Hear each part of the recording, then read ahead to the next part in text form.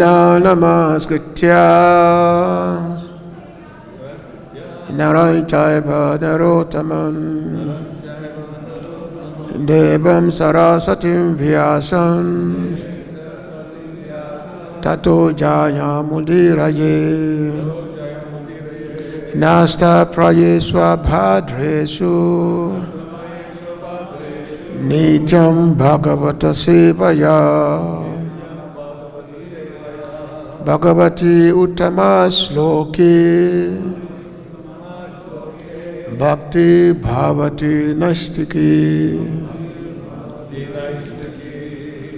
vede ramayane chaiva purane bharate tata ado antra chamhadi cha hari savatya kiyate mokam karoti vachalam pangu langarite grihim yakipataham vande Sri Guru Dinatarine Paramananda Madhava Dhamma Prajitu Kaitavutra Paramoni Mashram Satam Vedan Vastavam Atavastu Shibadam Tapatrayo Molanam Shima Bhagavate Mahamuni Kritenki Vaipara Iswara Sadhu Rudi Abharuti Trayatchakjibita Kishanam Nigama Kapatalu Galitam Phalam Sukamokam Travasamyitam Pibatam Bhagavatam Rasamalaya Muhurau Rasika Bhuibabuka Atoyam Brahmasutranam Bharatata Veninaya Gayati Basharu Posho Vedata Paribrimita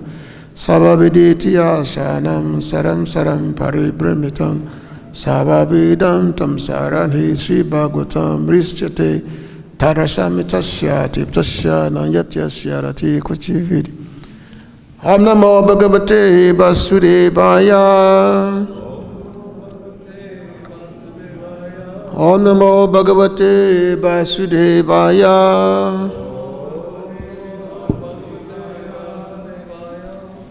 Om Namo Bhagavate Vasudevaya.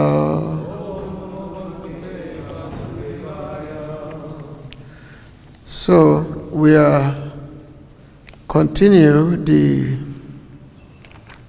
reading, the study of the Srimad Bhagavatam, 10th canto, chapter 3, text 20.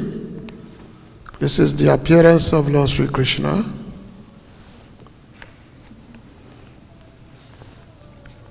The appearance could have been the appropriate title for this chapter, but they put the birth of Lord Krishna, but Krishna has no birth. He only makes appearance. He appears. Krishna says, Jama Kama Jame Divyam. If one can understand my appearance and disappearance from this world, then one can be free from the ocean of birth and death. So there's no such a thing as birth. Appearance out of his own sweet will for the glorification of his devotees. So here the Lord has appeared within the prison house of Kamsa to Vasudeva and Devaki. So we read the text, translations, and then the purports. Then we try to say something on the purports, the commentary of Srila Prabhupada and the Acharyas. Sa Tvam Triloka Stitaye Swamayaya Bibarsi Sukham Suklam Khalu Bhanam Atmanah Sargaya Raktam Rajaso Pabrimtam Krishnam Cha Vanam Tamasa Janatyaye Satanti Loka Sitaye Samayaya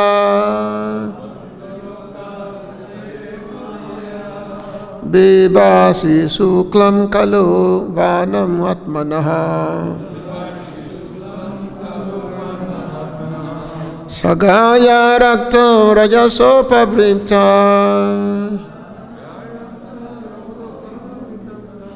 Krishnam Chabanam Tamasa Janat Yaye Satwan, your Lordship, who are the same person, the transcendence, Triloka Sitaye, to maintain the three worlds, the upper, middle, and lower planetary systems. Samayaya, by your personal energy. Atmamayaya. Bibasi, assume, Suklam, the white form of Vishnu, in goodness, Kalu, as well as Banam, color, Atmanaha, of the same category as you, Vishnu Tattva, Sargaya, for the creation of the entire world, Raktam, the reddish color of Rajagun, Rajasa, with the quality of passion, Upabrimhitam, being charged, Krishnam Cha, and the quality of darkness, Banam, the color, Tamasa, which is surrounded by ignorance, Janat Achaye, for the ultimate destruction of the entire creation. Translation and purport by His Divine Grace, A.C. Bhakti-Vedanta Swami Prabhupada, Srila Prabhupada Ki Jai. My Lord, your form is transcendental to the three material modes. Yet, for the maintenance of the three worlds, you assume the white color of Vishnu in goodness, for creation, which is surrounded by the quality of passion, you appear reddish, and at the end, when there is a need for annihilation, which is surrounded by ignorance, you appear blackish. Purport. Vasudev prayed to the Lord. You are called Suklam. Suklam, or whiteness, is the symbolic representation of the absolute truth because it is unaffected by the material qualities. Lord Brahma is called Rakta, or red, because Brahma represents the qualities of passion for creation. Darkness is entrusted to Lord Shiva because he annihilates the cosmos. The creation, annihilation, and maintenance of this cosmic manifestation are conducted by your potencies, yet you are always unaffected by those qualities. As confirmed in the Vedas, Harihi Niguna Shakshat, the Supreme Personality of Godhead, is always freed from all material qualities. It is also said that the qualities of passion and ignorance are non-existent in the person of the Supreme Lord. In this verse, the three colors mentioned, Shukla, Rakta, and Krishna, are not to be understood literally in terms of what we experience with our senses, but rather as representatives of Sattvagun, Rajagun, and Tamagun. After all, sometimes we see that a duck is white, although it is in Tamagun, the mode of ignorance. Illustrating the logic called Bakanda Nyaya, the duck is such a fool that it runs after the testicles of a bull, thinking them to be a hanging fish that can be taken when it drops. Thus, the duck is always in darkness. Vyasadeva, however, the compiler of the Vedic literature, is blackish. But this does not mean that he is in Tamagun. Rather, he is in the highest position of Sattvagun, beyond the material modes of nature. Sometimes these colors, Shukla, Rakta, Tata, Pitaha, are used to designate the Brahmanas, Kshatriyas, Vaishyas, and Sudras. Lord Kirudasha Vishnu is celebrated as possessing a blackish color. Lord Shiva is whitish and Lord Brahma is reddish. But according to Srila Sanatana Goswami in the Vaishnava Toshani Tika, this exhibition of colors is not what is referred to here. The real understanding of Shukla, Rakta, and Krishna is as follows. The Lord is always transcendental. But for the sake of creation, he assumes the color Rakta as Lord Brahma. Again, sometimes the Lord becomes angry. As he says in Bhagavad-Gita 69, Tamaham Dishata Kruram Samsarishu Naradaman Kipami Ajasana Shubham Asurishwevan Yonishu. Those who are envious and mischievous, who are the lowest among men, are cast by me into the ocean of material existence, into various demoniac species of life. To destroy the demons, the Lord becomes angry, and therefore he assumes the form of Lord Shiva. In summary, the Supreme Personality of Godhead is always beyond the material qualities, and we should not be misled into thinking otherwise, simply because of sense perception.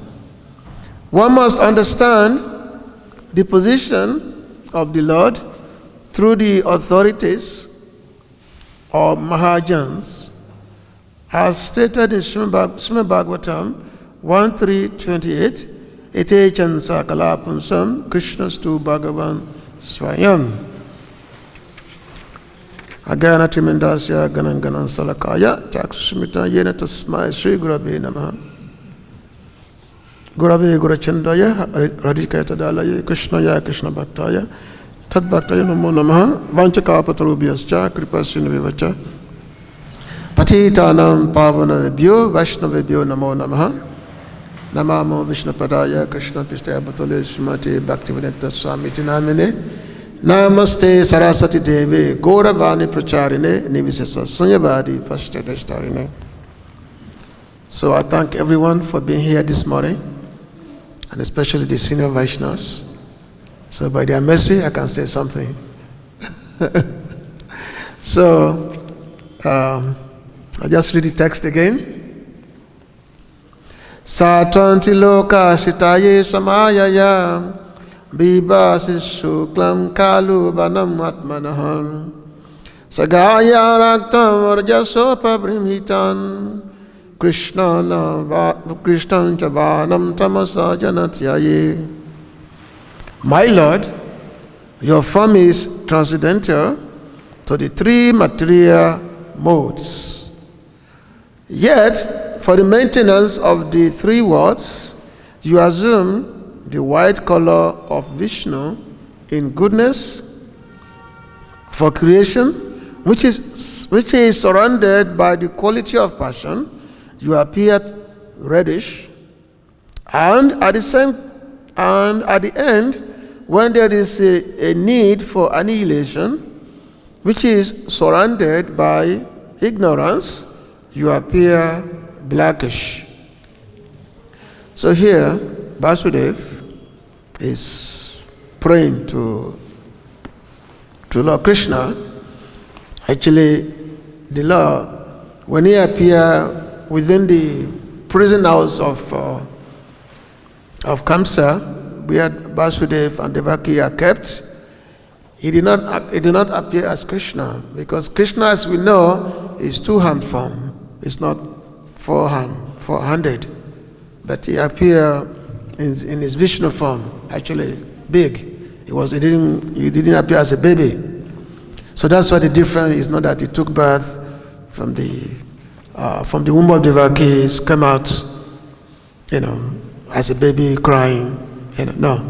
The Lord came, he manifested himself within the room as Vishnu, four-hand form, with all his full dress,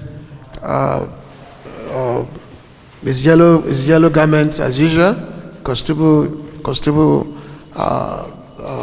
gem on the chest, everything, full Vishnu form, along with his the four items, the club, panda, chakra, the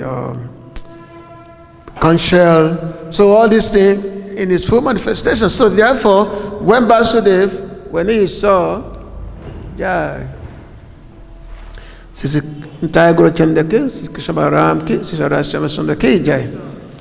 when Vasudeva saw this form, ultimately, he's offering prayer, he's offering prayer, to the Lord. Because Vasudeva, even though he and his wife, Devaki, they perform austerity for thousands of years to have the Lord as their child, for thousands of years, and then they appear in three manifestations. They appeared in three different forms, whereby they have the Lord as their child. And of course, when the Vasudeva and Devaki, when they were performing the austerity, so the Lord appeared to them and asked them, "What do you want? What is your benediction?" So they asked the Lord that be our child, be our son. This was their request, their prayer. So the Lord said, "Okay, yes, I will come as your son." But that's what they got. They able to have the Lord, as a child, three times. So this, I think the first one was as Upendra. Upendra was the Vamandev, and then the second one, Krishna Gaba. Okay, then Upendra, and then as Krishna. Okay, so now, because the Lord is always saying in the order and reference, because those who worship the opulence form of the Lord, it's always the Lord appeared to them in his full manifestations, and then they make prayers. So we can see the difference between the Lord when he came in Mathura, when he appeared to Vasudeva, whereas in Vrindavan is different. In Vrindavan, Mother Yashoda, Nanda Maharaj, they never pray to Krishna. They never pray to him. They always chastise Krishna. That's two different things. So that's why there is always difference between Vasudeva Krishna and Nanda Nandana Krishna. Two different forms. Same Krishna but appear differently. Actually, as we will come to understand in the subsequent chapters, commentaries, that when Krishna appeared, he actually appears simultaneously in Mathura and also in Vrindavan. When Mother Yashoda gave birth, she gave birth to twins. Twins, not one. She gave birth to a boy and a girl. So when Vasudev brought Krishna, after Krishna transformed himself into a baby, and then Vasudev brought Krishna to Vrindavan and to the room of Yashoda Maya, but Yashoda, and that baby which was brought from that transformed form of Krishna from Mathura merged with the baby which has just been born to Mother Yashoda. So it's, this has been explained nicely by the Acharya, and also in the subsequent text also Srila Prabhupada also made the similar comments, that when we say that Krishna is the son of Devaki, is actually referring to Mother Yashoda, because Mother Yashoda has two names. One name is Yashoda, another name is Devaki. So Srila Prabhupada, he commented on that in the subsequent text that we're going to be reading. So here, Vasudev is explaining here that my Lord, we can see here is addressing that my Lord, it's your Lordship. Saratvam, that my Lord, this seeing the Lord as, because the Lord had come, he has come as his, and he wanted to give pleasure to his devotees, and also his devotees also to give him pleasure. But sometimes his devotees who are in the Iswara above, this form of opulence, so they see him as God, and they are always offering prayer unto the Lord. But this is not really fully satisfactory to the Lord himself when the devotees offer prayers unto him. Whereas Vrindavan is different. Vrindavan, devotees do not pray to Krishna.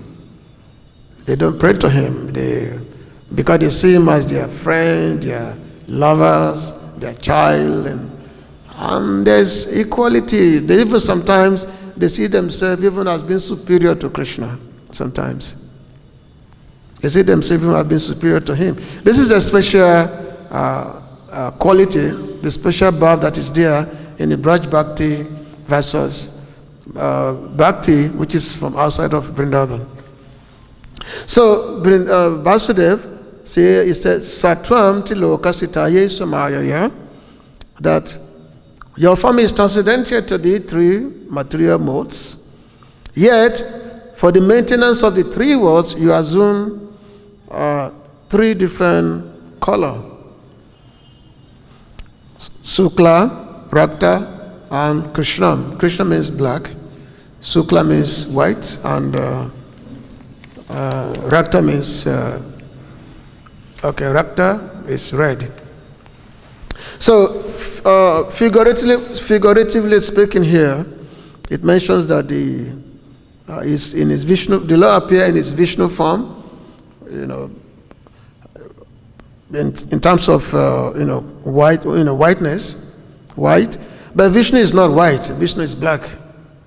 Actually, all forms of Godhead, they are blackish. They're not white. All the forms. You would never. All the three, even Lord Ramachandra sometimes is misconceived as being whitish in complexion. No, Lord Ramachandra is blackish. All the original forms of the Lord, they are blackish. Except Balaram. Huh? Except Balaram. Only Balaram is whitish, white complexion, but all the other forms, they all. Ramachandra is blackish, yeah. No, he's blackish. Yeah, it's not green. I don't know how that greenness, I don't know how that painting comes about. But it's not greenish, it's blackish, it's black. It's there in all the scripture, Puranas and Ramayana. It's there. His complexion is described as being blackish. And also, many personalities, they are blackish. Vyasadeva is blackish. Arjun is blackish. Draupadi is blackish.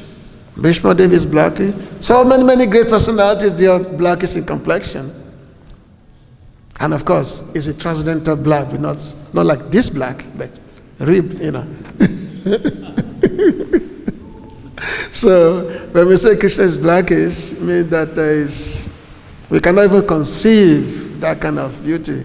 Draupadi is so beautiful that all the kings, they were all after her. She's blackish in complexion, but it's so attractive that the whole battle of Kurukshetra was fought because of Draupadi, because of the loss of men. Because of her, the whole battle of Kurukshetra was fought. Millions and millions of people were killed because of Draupadi, because of insult to Draupadi, because of her beauty. So when, according to Srila Prabhupada mentioned in the purport, that we should not misunderstand the figurative speaking of these three words, like being white, being red, or being Krishna, or being black, because Lord Vishnu is not white, is blackish. And also, some comparison also made there that so many demons, they are whitish in complexion, like Bakasura. So many demons, they have white in complexion.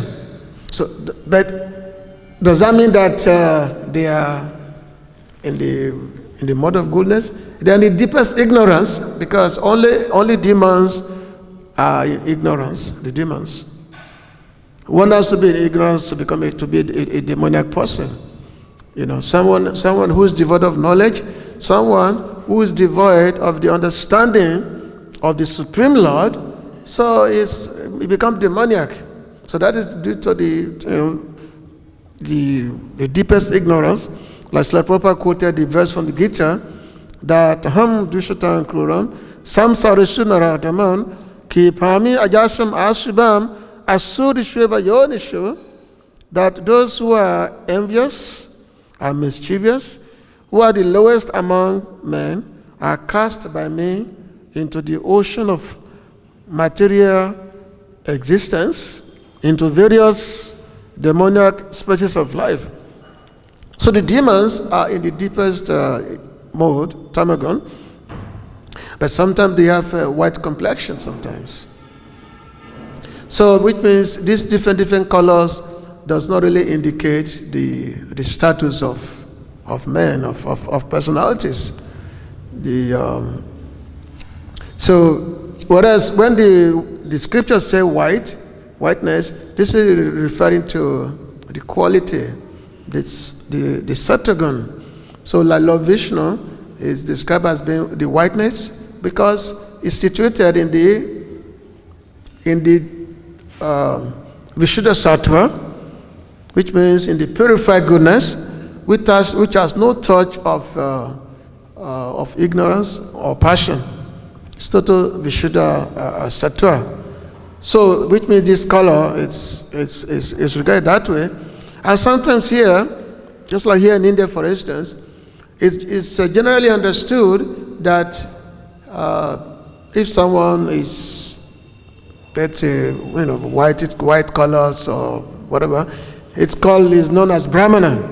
Brahmanas being white, and Kshatriyas being of mixed complexion, golden basically, the Kshatriyas, and the Vaishyas, their color is kind of reddish color, because they are in the passion, the Vaishyas, and then the Sudras, they are blackish. They are, this is the commonly referred to here, especially here in India. But this is just artificial. It's not the reality. As we have explained, that the color that one have does not really indicate one's particular status of life. Because many great personalities, they have different colors. Whereas the demoniac person, they can have white color, but that does not put them being of Satagun, being the mode of goodness. So this is what some of the explanation that's been given, and some of the difference that one should understand. So that's why Prabhupada said that in this verse, the three colors mentioned, Shukla, Rakta, and Krishna, are not to be understood literally in terms of what we experience with our senses, but rather as representatives of Satagun, Rajagun, and Tamagun. So now, when the Lord decided to create the universe, so he assumed three different forms. His form was Vishnu, which is to maintain, as maintenance. But again, it's a representation as Brahma, who's responsible for creation. But Lord Brahma is a secondary creator, he's not the primary creator, because the ingredient is supplied by the Lord. So the Lord is the primary creator, because from his body, his form of Mahavishnu, all the universes, they are coming out from the power of his skin, and then Lord Brahma is come out from the stomach of Narayan or Vishnu, and then he was given the charge of creation. So Brahmaji, he's the secondary creator, he's not the original creator, because being original creator means that he will have to supply all the ingredients. No, he did not originate ingredients. He was simply given. Just like this temple was, manifested by Srila Prabhupada. So by his desire, we have Krishna Balaram temple by his desire. Even though we have architects, engineers, the masons who are responsible for building the temple, but without proper desires, we will not have Krishna Balaram temple. That's a fact. So similarly also, without the desire of Vishnu, there will be no universe. Lord Brahmaji will be powerless without his desire. And now Brahma, of course, he knows that. It's not that he doesn't know that. He knows that, yes, he is just an instrument to assist the Lord in the aspect of creation. So the Lord manifests himself as Brahmaji, and also as Shivaji, to destroy at the end of everything. When everything is when the universe coming to an end, then Lord Shiva comes and do the destruction.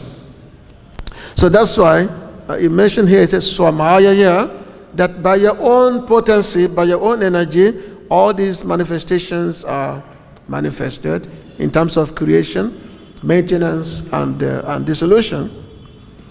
And it's mentioned here that Lord Brahma apparently is overcome by Rajagun, because he is in charge of the mode of passion. Because without being passionate, there cannot be manifestation. You have to be, the activity must be there in order to create something. So the element of passion has to be there, Rajagun. And then for destruction, anger must be there, because we destroy something because due to anger. So Lord Shiva, when the time comes, the time comes for dissolution of the universe, so he had to manifest this quality of anger, which is a representation of ignorance. And then from there, through his dancing, Tandadva Nitya, then the whole universe is destroyed. But it doesn't mean that Lord Shiva himself is in ignorance. No, he's not. He's in charge of the mode of ignorance. He's in charge of it, just as Lord Brahma is in charge of the Rajagun. But it doesn't mean that Lord Shiva is in ignorance, or just in charge. So similarly, also Lord Vishnu is actually beyond the modes of the nature. Even though, yes, it mentioned that Lord Vishnu is in the mode of goodness, it doesn't mean that it's not the material mode of goodness, it's transcendental mode. It's Vishuddha Sattva. So, Srila Prabhupada he made a citation to a text which is found in the 10th canto, 88th chapter, text number 5. And this text it reads as follows: Hari inu gunan sakshat purusha prakriti paraha sasaba drik upadrashta tam bhajan niguno bhavet. Lord Hari, however, has no connection with the material modes. So the Lord has no connection with the material modes. He is the Supreme Personality of Godhead, the all-seeing eternal witness, who is transcendental to material nature. One who worships him becomes similarly free from the material modes, because being the material world, we are all under the modes of nature. And that determines our journey in the material world. But if we worship Lord Vishnu, we worship Lord Krishna, then one becomes free from the modes of nature, and then one can be transferred to the spiritual kingdom. So it's mentioned that Lord Vishnu is situated in his own transcendental position, beyond the material energy. Why therefore should his worship bear the fruit of material opulence? So he said that the real fruit of worshiping Lord Vishnu is transcendental knowledge. Thus, Lord Vishnu's worshipper gains the eye of transcendental knowledge instead of being blinded by material assets. So the Lord, being the detached witness of the material creation, his devotee also becomes aloof from the interactions or the Lord's inferior energies. So the Lord, like the Lord said in the Gita, that my devotees, they are always free from the influence. They are free from the three gunas. They are free from the influence of the material energy. They are always under the shelter of the internal potency. What's the Atmamaya? Yeah, his own Atmamaya means his own energy. So when one becomes a devotee of the Lord, he is under the influence of the Lord's own energy. And this own energy means is spiritual energy, not material energy. So Srila Maharaj, Srila Swami, he had quoted some verses from the Vedic scriptures just to elaborate on this point of the Lord being transcendental to all modes of nature. Vashno guna sambalde rupa dwayan iyasyate ta dhamma yoga yoga bhyan bimbavat pratibimbavat. When the absolute reality associates with the modes of nature, he assumes two different kinds of form in this world, according to whether his spiritual qualities are manifest or not. Thus, he acts just like a reflection, and it's further secondary reflection. So which means there's a primary, and then there's a secondary reflection like that. Because the Lord acts through the agency of Brahman and Shivaji in the act of creation and dissolution. Guna satodaya santa gora mulda swabhavata Vishnu Brahma Shivanam cha guna yatri surupinam. The modes of goodness, passion, and ignorance, whose individual natures are peaceful, violent, and foolish, are personally regulated by Lord Vishnu, Lord Brahma, and Lord Shiva, respectively. So essentially indicating that these three deities, Vishnu, Brahma, and Mahesh, that yes, they are in charge of these three modes of nature, but it doesn't mean that they themselves, they are influenced by it. So Lord Vishnu is never influenced by the modes of goodness. Because yes, the mode of goodness is good. It's normally people who are in the mode of goodness, they are usually very, very peaceful. They're always very, very happy. Nothing disturbed in the material world, especially the philosophers and all that. But Lord Vishnu is beyond that.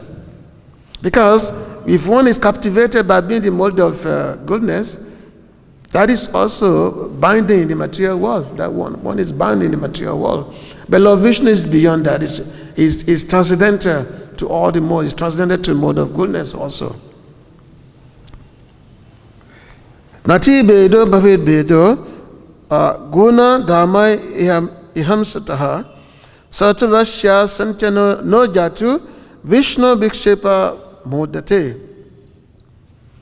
Lord Vishnu's peaceful mode of goodness does not differ substantially from its original spiritual qualities, although it is only a partial manifestation of them within this world.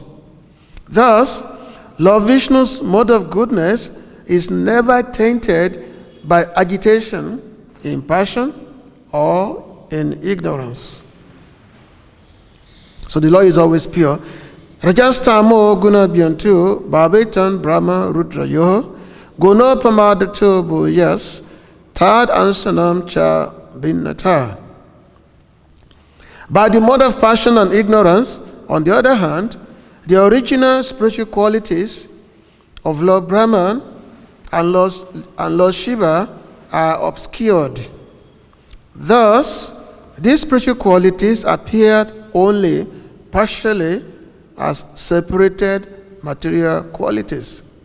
So sometimes Lord Shiva is, even he may appear to be tainted by the mode of ignorance, by Tamagun, but that doesn't mean that he's in Tamagun. He's never in Tamagun, Lord Shiva.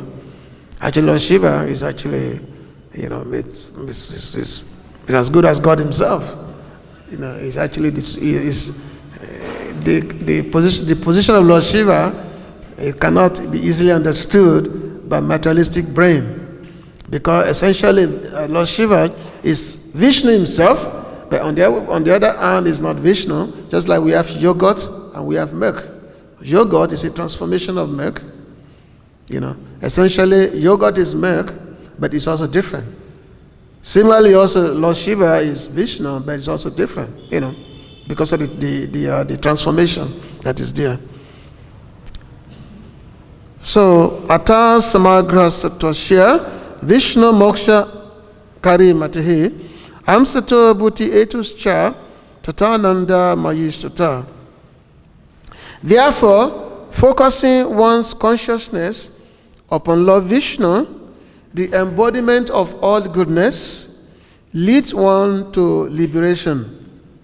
Such God consciousness also generates material success as a byproduct, but its proper nature is pure spiritual ecstasy.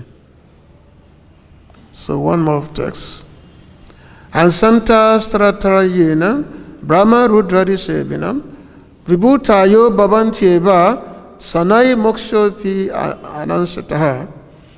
According to their mode of worship, devotees of Brahma, Rudra, and other demigods obtain the limited success of material opulences.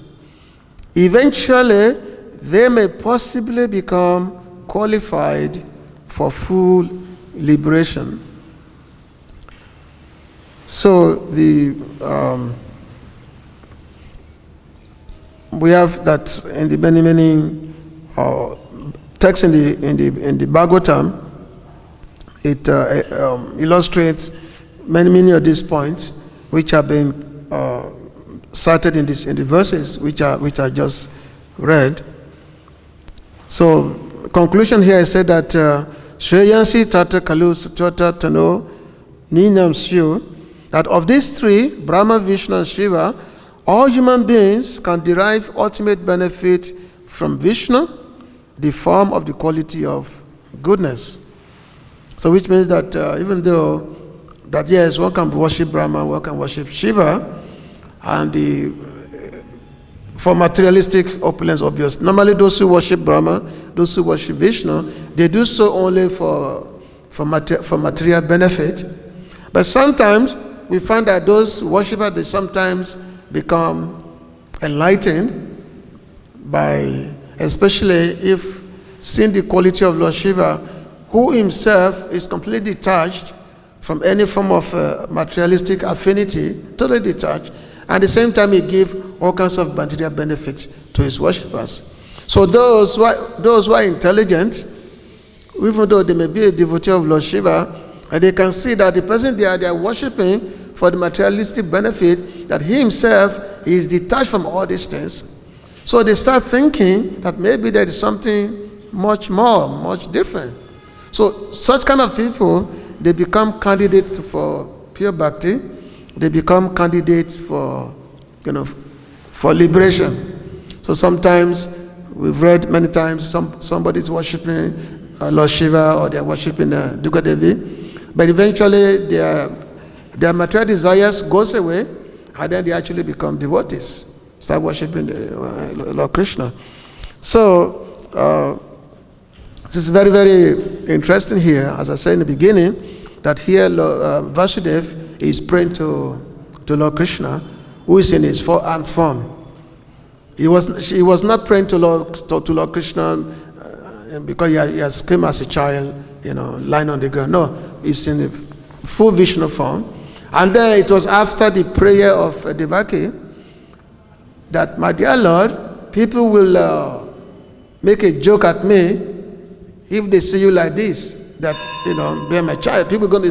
I'm going to be the object of jokes. So therefore, please transform yourself into a baby. And then the Lord transformed himself, into a baby. And then from there, then Krishna Lila begins from there.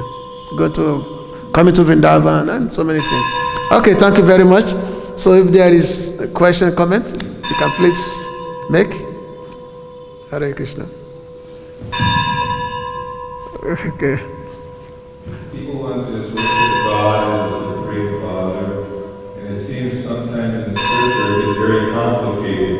He's white, he's black, and he's Vasudeva Krishna, and he's Vrindavan Krishna. So many complications. Why can't we just keep it real simple? Yeah. It seems so complicated. Yeah.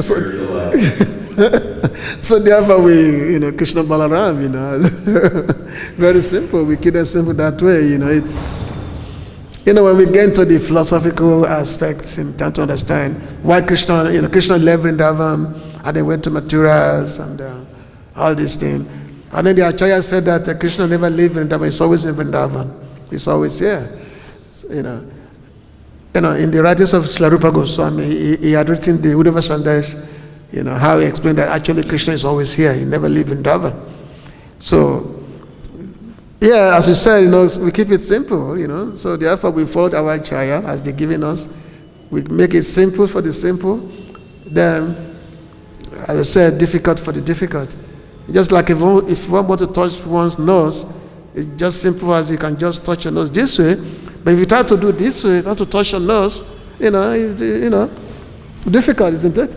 I do that a lot. So therefore we are, Srila Prabhupada he has kindly given us Krishna Balaram, Radha Shama Sundar, by their worship, running service to them, will attain all perfections, Is it? Probably you want to say something?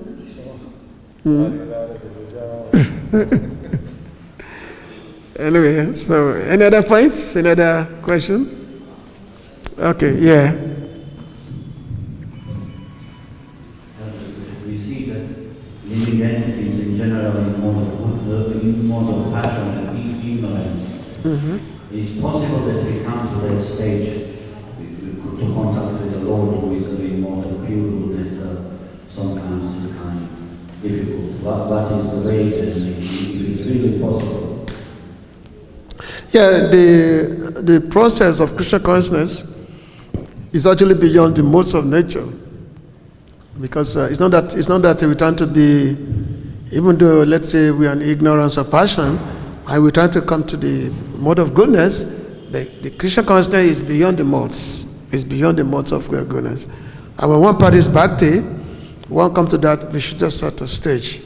In one of the verses in Bhagavatam, it mentioned that the stage of Krishna consciousness is the stage of Vishuddha Sattva, which means it's transcendented to the Sattva-gun. It's transcendented to that.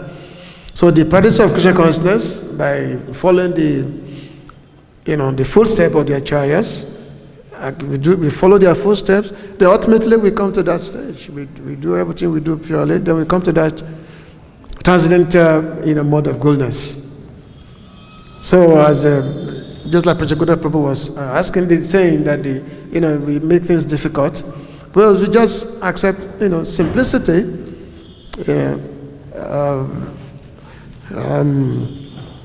Sudhakita Prabhu wrote one book that what's the difficulty? There's one book very nice. It's called "What is the Difficulty?" And I was just listening to one lecture some days ago. Srila Prabhupada was lecturing on the Chaitamrita, and Srila Prabhupada kept repeating this thing, that what is the difficulty? What's the difficulty? Srila Prabhupada kept saying that. What's the difficulty? Because we have been given Krishna consciousness, the part of Krishna consciousness, but somehow we make things difficult by not accepting what the acharyas have given us. We make things difficult. So therefore, it's difficult to attain, success. But if we just simply follow the way they have been giving us, we don't try to speculate, we don't try to think maybe this is better or that is better. We just accept their path, their ways. Then where's the difficulty? Things become easy to do. So Krishna consciousness is simple for the simple and difficult for the difficult. So that's the way to say it. Okay. Anyway, thank you very much. Time for Prashad. Kantarashma Bhagavatam ki, Srila Prabhupada ki, Gopi Manande, Hare Krishna.